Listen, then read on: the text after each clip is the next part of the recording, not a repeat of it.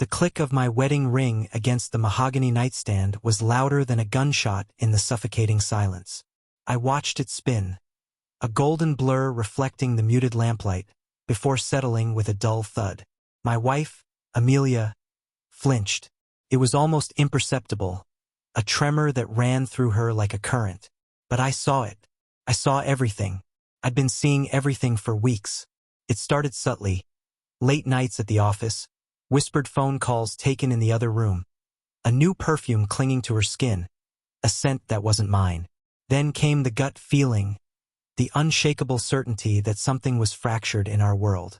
I started staying late at work myself, not because of extra responsibilities, but to tail her, to confirm what my heart already knew. The confirmation came in the form of a man, tall, dark-haired, with a smugness that made my blood boil. He met her at a dimly lit bar, their hands clasped over a corner table, their laughter intertwined. I watched them from across the street, the rain blurring the scene into a distorted, agonizing tableau. I wanted to smash something, to scream, but a strange calmness washed over me. I was going to play the long game. I didn't confront her that night, nor the next. I watched. I gathered evidence. I planned. I even booked a couples therapy session. A cruel irony that twisted my stomach but provided me with the perfect stage for my final act. The night of the therapy session, I arrived home early, setting the scene. I laid out 2 glasses of wine, good stuff we saved for anniversaries, and placed her favorite record on the turntable. Miles Davis's Kinda Blue. It was the soundtrack to our early days, a bittersweet reminder of what we had. When she walked in, her smile faltered. It was a practice smile, one she wore like a mask these past few weeks. "Wine?" she asked, her voice strained. "Of course," I replied, my voice smooth, betraying none of the turmoil within. "Thought we could unwind before therapy." She took a sip, her hand trembling slightly.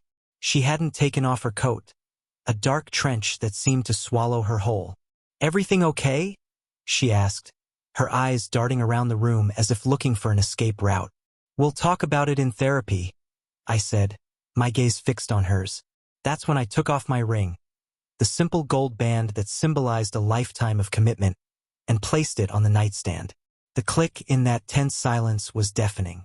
That's when I saw it. A flash of panic in her eyes, followed by a quick, almost furtive movement beneath her coat. When she emerged, her left hand was back in view, adorned with the platinum band she'd stopped wearing weeks ago. She'd slipped it back on, thinking it would somehow protect her, a shield against the storm she knew was coming. The therapy session was a masterpiece of controlled rage. I laid it all bare. The late nights, the secret meetings, the man whose name I now knew, Riley. I produced photos, text messages, even a hotel receipt. The therapist, a young woman with wide, startled eyes, looked like she was witnessing a car crash in slow motion. Amelia denied everything at first, stammering, pleading, her carefully constructed facade crumbling around her. But the evidence was irrefutable. Her denials turned into choked sobs, then into a desperate plea for forgiveness. "It just happened," she cried, clutching at my hand. "I don't know how. I love you. I swear I do." I looked at her. I looked at her hand. I saw a stranger in the eyes of the woman I'd loved for 15 years. "You know," I said quietly, my voice laced with a chilling calm, "Riley called you earlier. He seemed quite concerned about our session." Her face went white. She hadn't known I'd gone to his apartment. She hadn't known I'd confronted him.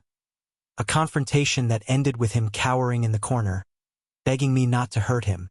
He'd given me everything, names, dates, details. He'd been so eager to save his own skin. He hadn't hesitated to throw her under the bus. I'd arranged for a friend, a lawyer, to serve her with divorce papers right there in the therapist's office. The look on her face, a mixture of shock, betrayal, and utter devastation, was almost satisfying. But the real satisfaction came later. Amelia lost everything. Her reputation, her friends, her lavish lifestyle. Riley, fearing repercussions from his own wife, cut all ties and disappeared. The affair, once a thrilling secret, became a public scandal.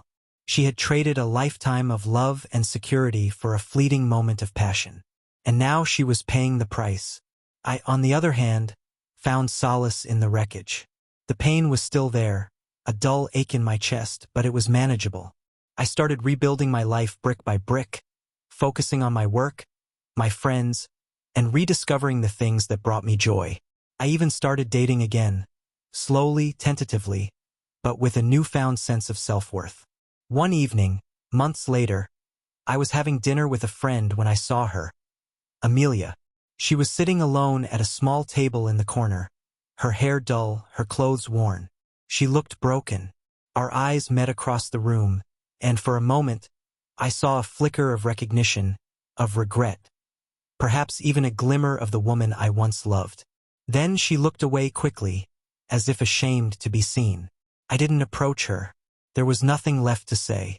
I simply raised my glass in a silent toast, not to victory, but to closure. The click of my new wedding ring against the glass was a quiet affirmation, a symbol of a new beginning.